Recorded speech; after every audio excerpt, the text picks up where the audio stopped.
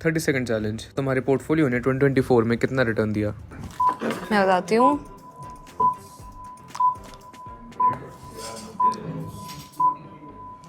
20%।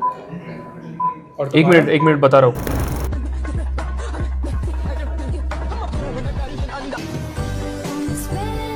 अरे भाई 30 second challenge है, तेरा साबुन स्लो है क्या? अरे साबुन स्लो नहीं है, मल्टीपल ब्रोकर्स है मेरे पास। यार समझ ही नहीं आ रहा इतने सारे ब्रोकर्स को कैसे हैंडल करूंगा।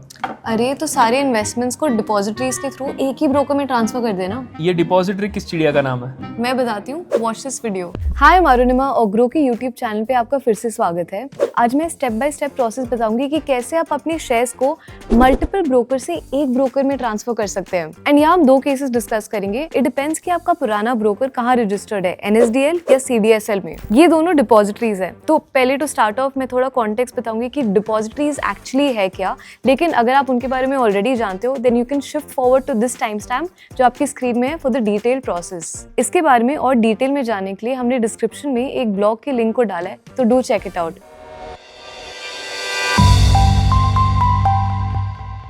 तो जैसे हम अपना कैश बैंक अकाउंट में डालते हैं वैसे ही शेयर्स डिपॉजिटरीज में रखे जाते हैं। अच्छा, लाइक एन ऑनलाइन लॉकर। हाँ एग्जैक्टली। इन्वेस्टर्स के शेयर्स ना इलेक्ट्रॉनिक फॉर्म में रखे जाते हैं। तो जब हम शेयर्स खरीदते हैं तुरंत पैसे तो कट जाएंगे, लेकिन जब तक शेयर्स आएंगे हमारे अकाउंट में, डीमैट अकाउंट में क्रेडिट होंगे, उसमें थोड़ा सा लैग होता है।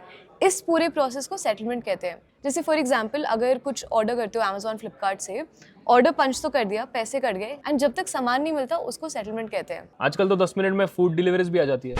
हाँ लेकिन भुजिया की बात नहीं कर रहे ना, शेयर्स की बात कर रहे हैं। तो ये जो शेयर्स है ना डिपॉजिटरीज रखते हैं। इंडिया में दो मेन डिपॉजिटरीज है, NSDL एंड CDSL। दोनों में क्या फर्क है? मतलब मिलते जुलते रोल्स हैं। इट्स लाइक हमारी कंट्री में दो एक्सचेंजेस है, BSE NSE, लगभग सेम काम करते हैं। तो इस केस में भी इनको मतलब कजिन्स ही समझ ले। ओके, तो किसी एक ब्रोकर से इन शेयर्स को ग्रो में कैसे ट्रांसफर कर सकते हैं? वेल इट डिपेंड्स कि आपका ऑनलाइन ब्रोकर कहाँ रजिस्टर्ड है, CDSL में या NSDL। टिपिकली डिस्काउंट ब्रोकर्स जैसे ग्रो CDSL के साथ रजिस्टर्ड होते हैं। तो यहाँ दो केसेस हैं, ईदर वन आपका ब्रोकर CDSL के साथ रजिस्टर्ड है एंड दूसरा अगर आपका ब्रोकर NSDL के साथ रजिस्टर्ड है। Now let's first understand CDSL to CDSL कैसे ट्रांसफर होता है। CDSL का एक सॉफ्टवेयर है ईजीएस्ट नाम से, तो इससे CDSL टू CDSL ट्रांसफर किया जाता है। लेकिन क्या ये इजीएस्ट है? पहले स्टेप सुन ले फिर डिसाइड करना। तो step 1 is go to this website, उसका लिंक आपको डिस्क्रिप्शन में मिल जाएगा। वहाँ पे एंटर योर क्लाइंट ID और DP ID। ये क्या है? Look at the laptop for detail steps. Essentially आपके जो डीमैट नंबर के फर्स्ट 8 डिजिट्स है वो DP ID है, बाकी की 8 डिजिट्स क्लाइंट ID है। लेकिन ये जो DP ID और क्लाइंट ID है वो पुराने ब्रोकर से मिलती है, ग्रो से नहीं। देन आफ्टर दैट आपके रजिस्टर्ड मोबाइल नंबर पे एक OTP आएगा, वो एंटर करना है एंड ये सारी डिटेल्स को फिल करनी है। और ये जो अकाउंट टाइप है ना वहाँ पे ट्रस्टेड अकाउंट पिन को सिलेक्ट करना है। अब नेक्स्ट स्क्रीन में ट्रस्टेड अकाउंट डिटेल्स को एंटर करनी है, मतलब उस ब्रोकर की डिटेल्स एंटर है जहाँ पे आपको अकाउंट को ट्रांसफर करना है। तो यहाँ पर हमें ग्रो का डीमैट अकाउंट नंबर यूज करना है? Yes exactly. और ये जो डीमैट नंबर है वो आपकी CMR copy and grow app पे मिल जाएगा, और ग्रो ऐप में स्पेसिफिकली पर्सनल डिटेल्स के अंडर मिल जाएगा। Just for your reference, grow demat का जो नंबर है वो 16 डिजिट्स है and it starts with 120887। By the way तेरे पास कितने डीमैट अकाउंट्स हैं? 3-4 होंगे। ठीक है, तो in that case her demat number को अलग अलग डालना है और उनके बीच में एक प्लस साइन एंटर करना है। लेकिन ये सिर्फ 4 डीमैट अकाउंट्स तक लिमिटेड है। ये सारे अकाउंट CDSL के हैं क्या? नहीं, एक NSDL वाला भी है। ओके, तो ये सिर्फ CDSL वाले अकाउंट्स के लिए। NSDL के बारे में बाद में आते हैं, ठीक है। अब रजिस्ट्रेशन तो कंप्लीट हो गया है। आपको CDSL से 3 मेल्स आएंगी। कौन सी emails?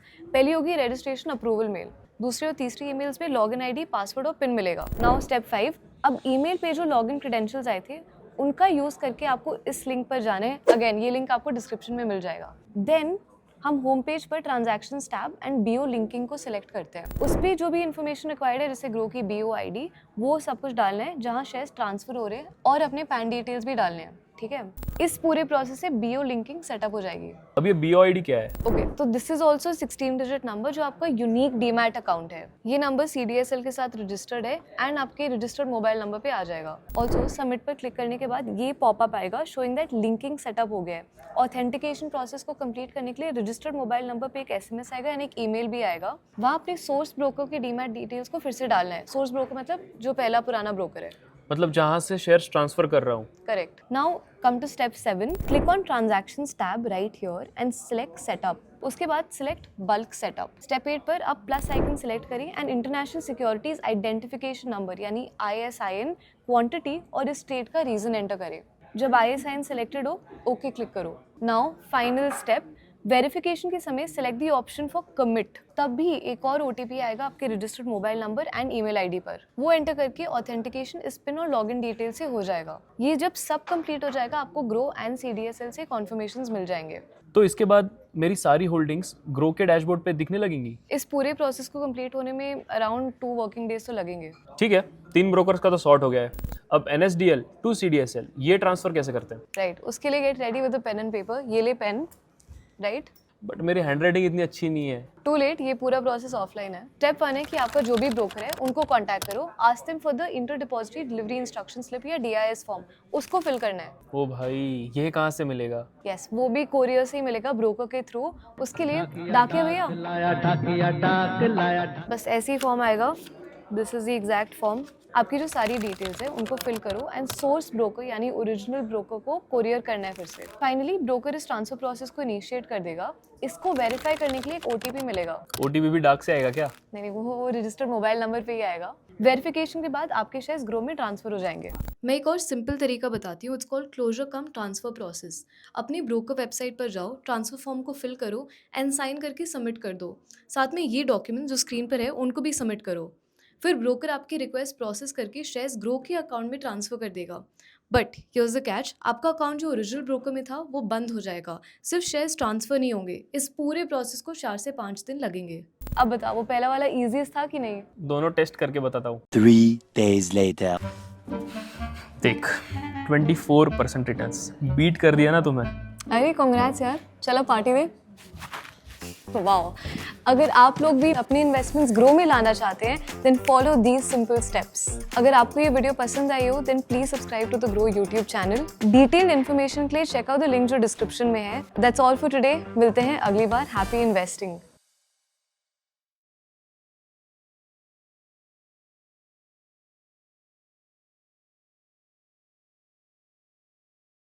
Investment in securities market are subject to market risks. Read all the related documents carefully before investing. Please read the risk disclosure documents carefully before investing in equity shares, derivatives, mutual fund, and or other instruments traded on the stock exchanges.